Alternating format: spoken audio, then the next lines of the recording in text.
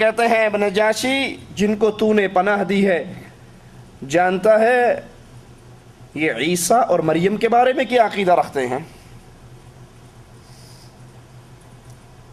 نجاشی مسلمانوں کو بلا کر پوچھتا ہے تمہارا مریم علیہ السلام کے بارے میں کیا عقیدہ ہے؟ اب سوچئے یہاں پر منظر کتنا خطیر ہے، موقع کتنا خطرناک ہے۔ مسلمان بھاگ کر اس عیسائی بادشاہ کے سامنے پناہ لینے کے لیے آئے اور وہ دکھتی ہوئی رگ اس پر کفار مکہ نے ہاتھ رکھا ہے کہ مسلمان عیسیٰ کو اللہ کا بیٹا نہیں جانتے، تثلیث کے قائل نہیں ہے، تین الہوں کے قائل نہیں ہے، یہ تو مریم کو اللہ کی بندی جانتے ہیں، عیسیٰ کو اللہ کا بندہ جانتے ہیں۔ جب یہ عقیدہ اس نجاشی کے سامنے پیش ہوگا تو یہ ضرور غصے میں آ کر ان کو ہمارے حوالے کر دے گا، لیکن قربان جائیے محمد کریم صلی اللہ علیہ وسلم کے تیار کردہ ان اصحاب پر۔ جب بادشاہ پوچھتا ہے تم مریم کے بارے میں کیا کہتے ہو، تو اللہ کے نبی صلی اللہ علیہ وسلم کے اصحاب کے اس گروہ میں سے ایک صحابی کھڑے ہو کر قرآن پاک کی آیات کی تلاوت کرتا ہے اور قرآن حکیم کی روشنی میں حضرت مریم علیہ السلام کا مقام بیان کرتا ہے۔ نجاشی زمین سے ایک تنکا اٹھاتا ہے اور کہتا ہے اللہ کی قسم تم نے مریم کی جو شان بیان کی ہے اس تنکے کے برابر بھی اس میں تم نے کمی نہیں کی، یہی اس کی حقیقت ہے جو تم نے بیان کی ہے۔ اور کفار وہاں سے نامراد لوٹتے ہیں۔ مسلمان کچھ عرصے کے بعد پھر واپس آ جاتے ہیں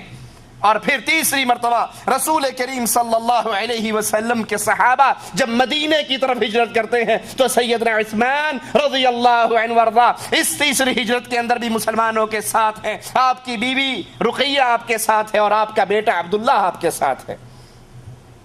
تیسری ہجرت کا شرف پاتے ہیں۔ ابھی مدینہ کے اندر مسلمانوں کو گئے ہوئے 2 سال کا وقفہ ہوتا ہے، عرصہ گزرتا ہے کہ بدر کا معرکہ پیش آ جاتا ہے۔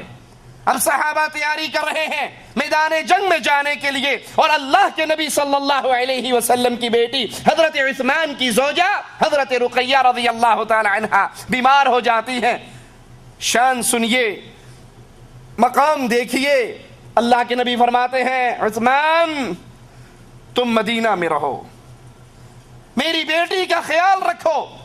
اور آپ نے اپنے قریبی ساتھی اسامہ کو بھی حضرت عثمان کے خیال کے لیے چھوڑا۔ تم مدینہ میں رہو، یہ بدر والے میرے ساتھ مارکے والے جا رہے ہیں، جو بندہ مارکہ بدر میں شامل ہوگا عثمان اللہ تجھے اتنا ہی ثواب دے گا جتنا بدریوں کو ثواب دے گا، تجھے لڑے بغیر وہ ثواب ملے گا جو یہ ثواب لڑ کر حاصل کریں گے۔ تم مدینہ میں رہ کر بدر کے مارکے کا اجر و ثواب پائے گا، تو میری بیٹی کی خدمت کر، اس کا خیال رکھ، یہ بیماری کے ایام میں ہے تو مدینے میں رہے۔ غزوہ بدر کے اندر مسلمانوں کو مالک فتح عطا فرماتا ہے، اور جہاں ہی مسلمانوں کو فتح نصیب ہوتی ہے اسی رات سیدہ رقیہ رضی اللہ تعالی عنہا بیماری کی شدت بڑھتی ہے، فوت ہو کر یہ جہان چھوڑ کر اپنے اللہ کے پاس چلے جاتی ہے۔ حضرت عثمان رضی اللہ عنہ وارضا اپنی بیوی کو دفن کرتے ہیں کہ اللہ کے نبی صلی اللہ علیہ وسلم تشریف لاتے ہیں۔ آپ کو بڑا غم ہوتا ہے، جہاں عثمان کو غم ہے وہاں نبی کو بھی غم ہے۔ اللہ کے رسول صلی اللہ علیہ وسلم اپنی بیٹی کی قبر پہ جاتے ہیں، آنکھوں سے آنسو بہ رہے ہیں، ان کے لیے مغفرت کی دعا کر رہے ہیں، اور حضرت عثمان غم میں نڈھال ہے، اور اس غم کی کیفیت میں آپ کی زبان سے بے اختیار جو جملے نکلتے ہیں وہ جملے یہ ہے افسوس میرا محمد کریم صلی اللہ علیہ وسلم سے جو دامادی والا رشتہ تھا وہ رشتہ آج ختم ہو گیا۔ بیوی کی وفات کا غم اپنی جگہ پر، لیکن اس سے بڑا غم یہ ہے کہ آج سے پہلے لوگ کہا کرتے تھے یہ عثمان داماد رسول ہے صلی اللہ علیہ وسلم، وہ جو میرا ایک رشتہ تھا نبی سے، نبوت والا رشتہ تو تھا ہی، کلمہ پڑھ کے میں آپ کے ساتھیوں میں شامل تو ہو گیا، لیکن میرا آپ سے رشتہ سسر کا تھا، دامادی کا رشتہ تھا، آج وہ رشتہ ختم ہو گیا۔ کسی کو اپنی بیٹی کا غم ملا ہو، کسی کا داماد اس کی بیٹی کو خوش نہ رکھتا ہو، کیا خیال ہے وہ بیٹی مر جائے تو یہ دوسری بیٹی کا نکاح اپنے اس داماد سے کرے گا کہ تجھے پہلے ہی ایک دی تھی، تو نے اسی کو ذلیل کر کے رکھا؟ لیکن جو کوئی انسان کسی سے اتنا خوش ہو اپنی بیٹی کا رشتہ دے کر، وہ سمجھتا ہو کہ اس نے حق ادا کیا ہے محبتوں کا، تبھی انسان اپنی دوسری بیٹی اس کو دیتا ہے۔ اللہ کے نبی صلی اللہ علیہ وسلم کے ساتھی حضرت عثمان بار بار یہ جملہ کہتے ہیں کہ آقا علیہ السلام سے، امام الانبیاء سے جو وہ رشتہ داری تھی، وہ شرف آج ختم ہو گیا۔ اللہ کے نبی علیہ السلام حضرت عثمان سے اپنی دوسری بیٹی کا نکاح کر دیتے ہیں۔ سیدنا عثمان کو گالیاں دینے والوں، سیدنا عثمان پر طعن کرنے والوں، سیدنا عثمان کی توہین کرنے والوں، سیدنا عثمان کے ایمان کا انکار کرنے والوں، سیدنا عثمان کے بارے میں نفاق کی تہمت لگانے والوں، بتاؤ اگر عثمان سچے مومن نہ ہوتے، اگر عثمان سے رسول صلی اللہ علیہ وسلم خوش نہ ہوتے، اپنی دوسری بیٹی کا نکاح اس سے کیوں کرتے؟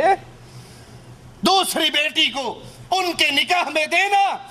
یہ عثمان کے ایمان کی بھی گارنٹی ہے، آپ کے اخلاق کی بھی گارنٹی ہے، محبت رسول کی بھی گارنٹی ہے کہ اللہ کے نبی صلی اللہ علیہ وسلم کو آپ سے اتنی محبت تھی، ایک بیٹی کے فوت ہو جانے پر دوسری بیٹی کا نکاح آپ سے کر دیا۔ اللہ کے رسول علیہ السلام ہجرت کے 6 سال اپنے اصحاب کرام کو لے کر عمرے کی نیت سے مدینہ سے نکلتے ہیں۔ 1400 صحابہ آپ کے ساتھ ہیں، ارادہ عمرے کا ہے، اسلحے سے لیس نہیں ہے، جنگی حالت میں نہیں، جنگی تیاری میں نہیں، بلکہ صرف عمرے کی غرض سے آتے ہیں۔ کفار مکہ کو پتہ لگتا ہے کہ رسول کریم صلی اللہ علیہ وسلم تشریف لا رہے، وہ عہد کرتے ہیں کہ اللہ کے نبی علیہ السلام کو ہم مکے کی حدود میں داخل نہیں ہونے دیں گے۔ اللہ کے نبی علیہ السلام کو بھی ان کے ارادوں کی خبر پہنچ جاتی ہے، آپ راستہ بدل کر حدیبیہ کے مقام تک پہنچ جاتے ہیں، اور وہاں سے قریشیوں کو پیغام بھیجتے ہیں، اپنا سفیر روانہ کرتے ہیں کہ ہم جنگ کی نیت سے نہیں آئے، ہم تو عمرہ کرنے کے لیے آئے ہیں، ہم اللہ کے گھر کی زیارت کے لیے آئے ہیں، جنگ کے لیے نہیں آئے، عمرہ کریں گے، بیت اللہ کا طواف کریں گے اور پھر واپس مدینہ لوٹ جائیں گے۔ قریش مکہ طائف کے ایک سردار عروہ ثقفی کو بھیجتے ہیں، وہ آتے ہیں رسول کریم صلی اللہ علیہ وسلم کی ملاقات کے لیے، آپ سے ملاقات کرتے ہیں، آپ ان کے سامنے بھی یہی بات رکھتے ہیں کہ ہم جنگ کے لیے نہیں آئے، جنگ کا ہمارا ارادہ نہیں ہے، تمہارے سامنے ہماری کیفیت، ہم جنگ کی تیاری سے نہیں آئے، ہم تو خالصتاً عمرہ کرنے کی نیت سے آئے ہیں۔ یہ عروہ واپس لوٹتے ہیں، قریشیوں کے سامنے رسول کریم صلی اللہ علیہ وسلم کا پیغام رکھتے ہیں، اور ساتھ نبی کریم صلی اللہ علیہ وسلم کی مجلس کے جس منظر کو دیکھ کر گئے تھے وہ بھی بیان کرتے ہیں۔ نبی وضو کرتے علیہ السلام، میرے نبی کے صحابہ آپ سے محبت کرنے والے، وہ اتنی محبت کرتے، وہ پانی جو آقا کے جسم اطہر کو لگ کر نیچے گرتا، اس کو کوئی نیچے نہ گرنے دیتا بلکہ پہلے ہی اپنے ہاتھوں پہ لے لیتا،